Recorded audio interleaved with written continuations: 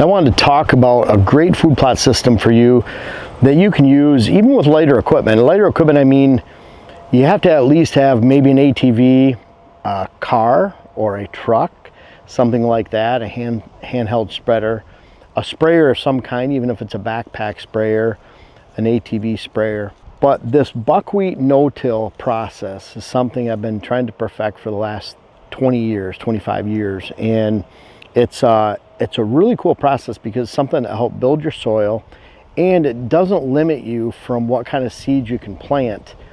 Meaning you have, as far as fall plantings go, you have the entire bank of seeds at your disposal that you can plant and hope to have a good fall. You know, some of the systems out there, you have to plant a certain brand of seed.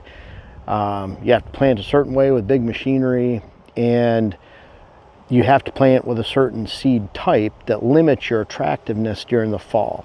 I want to be able to build soil and have great attraction. So let's talk about this buckwheat and this method and how this works.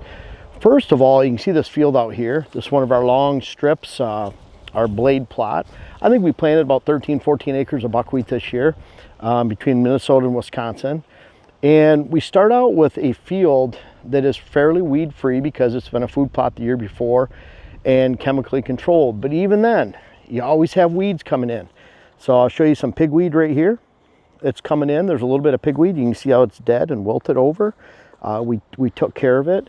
But we'll even have some remnants of weeds, even though we're doing a great job taking care of weeds. And this buckwheat limits a lot of weed growth. You can see how there's hardly any pigweed in here. There's hardly any weeds at all. It's deceiving right now because we have some leaves that blew in. We had a terrible storm yesterday. So we have some leaves that blew in from various trees and weeds just kind of laying around. Where you see this little strip like this is pigweed, and I think that's about the only weed we have out here. Fairly weed-free going in. This buckwheat was broadcast right around Memorial Day. You want to make sure there's no frost or freeze in the forecast because the buckwheat will be killed. Now, we want buckwheat as a monoculture.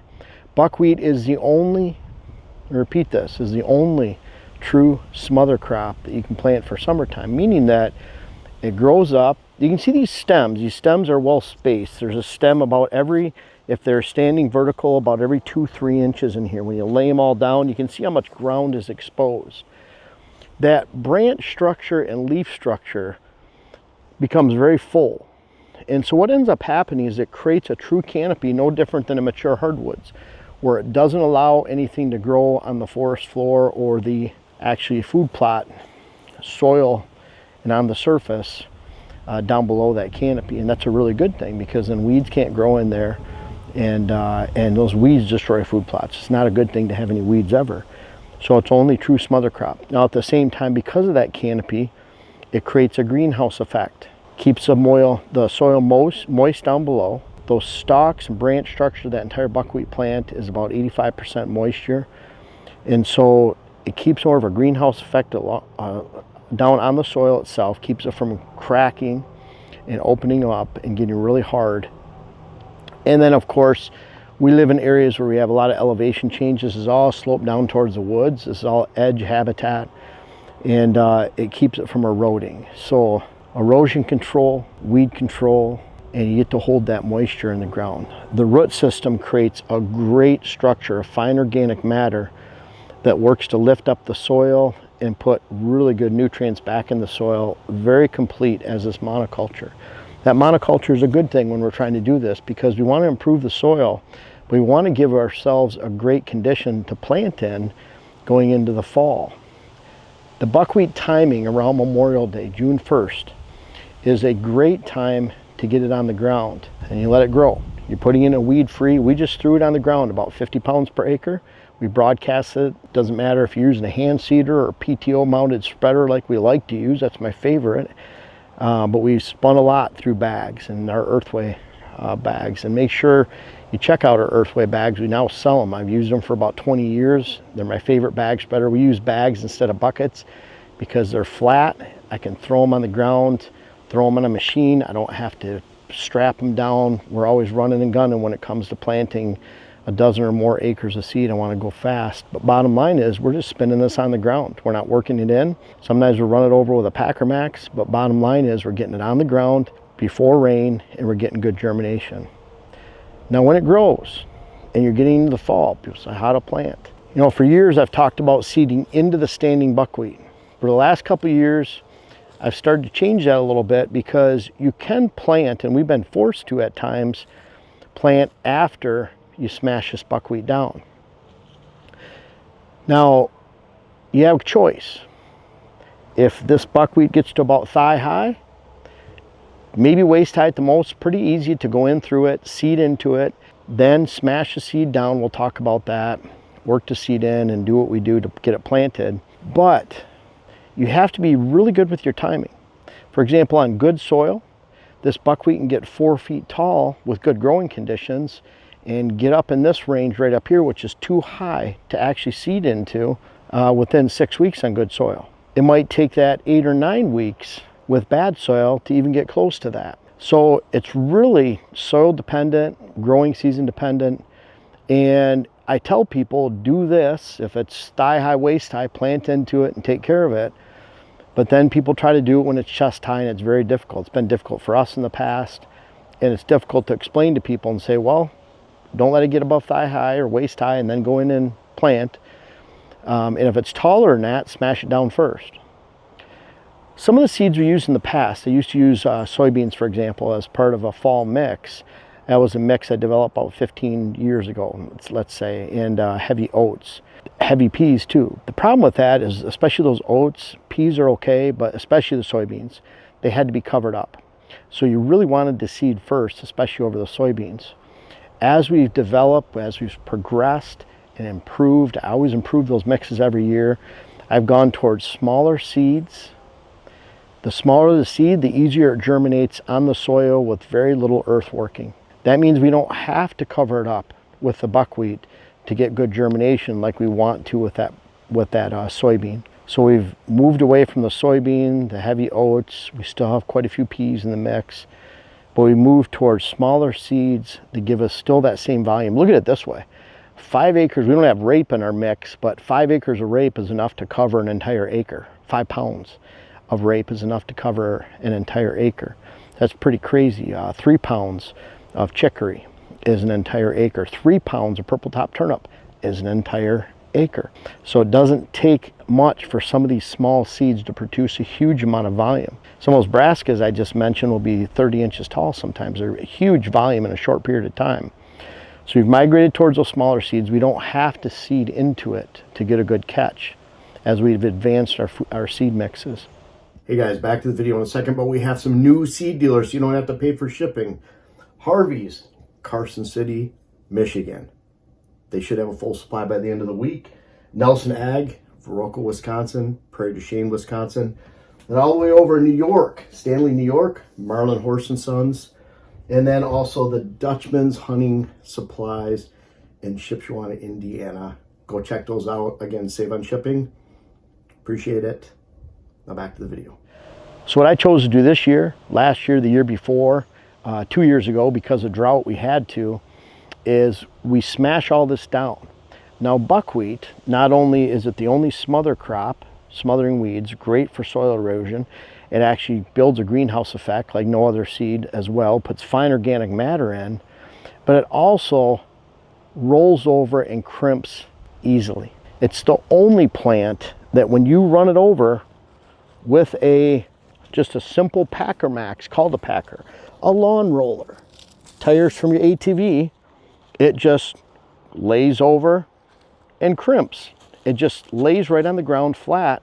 There's no other seed variety that does that. So you don't need expensive big equipment. We love our Packer Max. You fill it with water. It's extremely durable.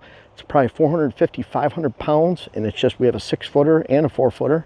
Love them both, but we can lay that right down very, very easily. So buckwheat's the only crop you can do that looks this pretty, nice and flat like this all the way across. I choose to, when I'm laying this over and terminating it, spraying it at the same time. By not seeding into it, then if we have problem weeds like this pigweed here, this pigweed is really bad. Pigweed is really bad. It's hard to get rid of, but you can spray 2,4-D on it. And if I spray at the time of rolling this, we sprayed at the same time, then I can actually get an application of 2,4-D in here to address pigweed, smartweed, water hemp, some of those really strong weeds that we want to kill, those broadleafs that'll persist even with a complete cover canopy. They're really strong. So that is a great option that seeding after gives you that seeding before doesn't. And we've had times where we've stubbornly seeded before, and we've had some severe weed problems because of it, because we didn't address that. Glyphosate's the weakest herbicide you can use, and it doesn't address these major broadleaf problems. So by running it over, rolling and spraying, and what I'll do in this case is, even if it's a bigger round field or square, we have a lot of oblong shapes, then I'll go around and spray, and then the next time around I won't spray, the next time around I spray, and that helps me meter my spray so that we're spraying the correct amount. That seems to work. We drive about 7 miles an hour right around there. It seems to work really nice. I've done doing that with the ATV or side by side. Now maybe you have, I've actually smashed this down with truck tires. We smashed it with my buddy's car back in the day. So we smash all this down, and then you go through the hand sprayer and spray. So you don't have to have that big fancy equipment. Our ATV that we use, it's an old Yamaha.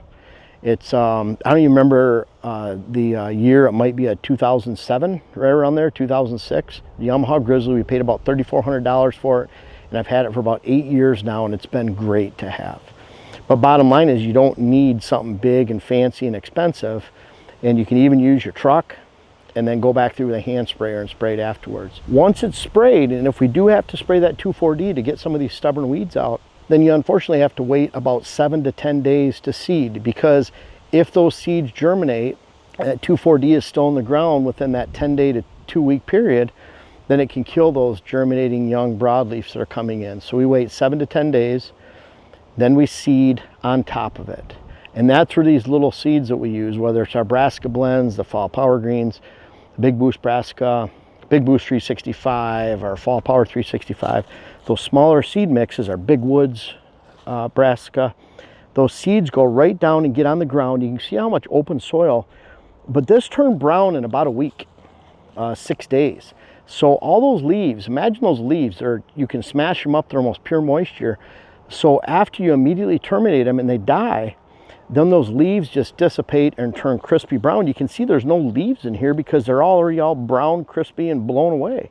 It happens that fast. What you're left with are the stems, and the stems don't hold up the seed because there's probably still 80–85% soil exposure within here. So all the seeds get down in the ground, and we had a really good rain yesterday. We had a rain last Thursday, the day after we planted, and within 5 days we're already starting to get some germination. And especially where we have the buckwheat and the stalks in here, you can start to see the small germination coming up within these within the buckwheat stalks right here. You can even see a pea right here. This pea, they get buried down in here, and then this pea is starting to pop and get big and round. It's getting soft, and that's because it's just about ready to germinate. So all these seeds are just getting ready to pop within 5 days, and we come out here in 3 or 4 days, it's going to be beautiful green. We'll see that carpet of small plants coming in, and that's why seeding after you smash it down, if you're not dependent on having to cover up that seed because you have larger seeds in there. And let's face it, soybeans, the reason I didn't have those or didn't use them much, and it was only in the past, is because, yeah, it's great to have a few of those going into the hunting season, but they don't last very long, and it doesn't offer a lot of volume going into the hunting season because they're usually picked clean. So I want seed varieties that are a little bit more hardy and attractive for a longer period of time and produce more volume. And so that migration to smaller seeds has done that for us, and then that helps us get a lot of and increase our germination rates through here. So I hope that makes sense with this entire buckwheat process. Then on our Fall Power side, this is our Fall Power Greens.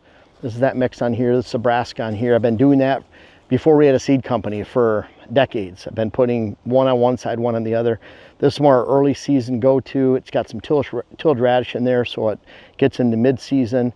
And then this is our Brassica blend that's more mid to late season. So we have that complement on both sides. The deer start establishing a pattern of use on the early side, and then flip right over. We run that lengthwise. But bottom line is, This side we add about 150 pounds of rye to around Labor Day. That rye comes up. That's a great seed inhibitor. If for some reason we have drought, we don't get any brassica growing, we'd throw the rye on this side too. We terminate the rye when we plant the buckwheat in the spring, and it just continues that cycle so that we can have buckwheat. In fact, this will be corn next year. We rotate our crops all the time, so we're continually building instead of putting something in the same spot that depletes the soil over and over again. So between soil moisture, putting fine organic in, actually having a true smother crop that limits weed growth, helps us so we're not spraying a lot of herbicide on here twice a year instead of 3 times a year if we were just doing nothing. Keeps it from eroding the soil. We always have something building and working on here during the summertime. And that's that buckwheat method. There's a lot of imitations as far as people that put in seed blends, 15, 20 different types of seeds, but you don't get this type of complete coverage. You can't work it with small to light equipment, and you don't get the same soil building properties because you don't get this complete monoculture like we have here of the buckwheat. This is very easy to do. For me, one of the things I like is before you didn't want that buckwheat getting into that waist high and higher because it was hard to seed into. We can monitor it. This is what we do for a living. We could be right here and seed when we want to. This way, if we seed after, I can plant this buckwheat early. I don't care if it gets 6 feet tall, which will actually do more for the soil, because I'm not limited to having to seed into it. I've known people that have literally stood on the back of their side by side and driven backwards and seeded so they could get above the buckwheat and get a good broadcasting. You don't have to do that. You can smash it down first, then seed after. We've had to learn that and been forced to do that at times because of drought, not having good growth. We've limited our seed size so we get better germination, and that completes the process, and you can go from one year to the next. It's very easy. And hey, if you want to put your lawn in, I put my lawn in this way with buckwheat back in around 2005, 2006. Put a cover crop of rye, put the lawn seed in there in the fall, and the next year mowed out the rye and had a beautiful lawn that was protected and aided in germination by this buckwheat. So try it. It's a really, really good process for you. You don't need the heavy equipment. You'll get great results. And this is how I built my soil in the UP, was these constant rotations of buckwheat, clover, rye. Those were the 3 primary, and then working in brassicas.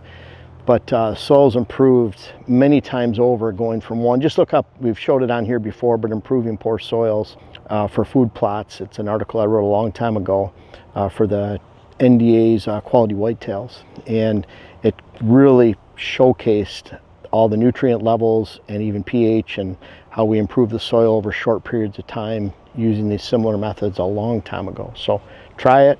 I think you'll like it. And you know what's really cool about it is not only will the soil like it, not only will your pocketbook like it, and the ease at which you're planting this, you don't have to get into real specialty seeds, but the deer love the options that you have for seeds going into the fall, and how attractive that they can be, and that'll in turn give you a great hunt. Hey everyone, thank you so much for watching the video. I appreciate you watching the videos. We have over 600 articles on whitetailhabitatsolutions.com. It's all free. And I also appreciate those of you that check out our books. I have 5 books starting from 2012. We have web classes on the site, whitetailhabitatsolutions.com. Check out Pure Wildlife Blends. I really appreciate you guys that have already purchased our seed. We've had thousands of people. We've shipped to 48 states. We have digital land management through whitetailstrategy.com. That's taking all these ideas and concepts I put in the YouTube videos and digitally transforming your land for you. And then finally, we have our clients and client visits. We'll visit over 300 clients as a group this year. We visit anywhere in the country. Boots on the ground is always the best, but we have a lot of ways to help you, from free to client visits and all in between. Check us out again, whitetailhabitatsolutions.com, Pure Wildlife Blends, and whitetailstrategy.com.